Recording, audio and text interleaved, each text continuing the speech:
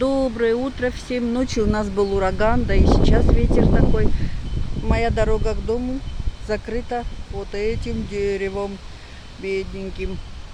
Вот. Погиб смертью храбрых. Очень жалко ее, конечно. Вся мхом покрытая, бедненькая. Стояла, ураган ее свалил. И таких по пути еще есть. Я просто была с сумками, мне было лень снимать. С магазина шла. Вот такое. Половинка осталась, а вторая половинка умрет теперь. Боже мой, как грустно. В общем, в окна стучали ночью, стучали ветки. Моя кися никак успокоиться не могла. Все бежала к окну. И я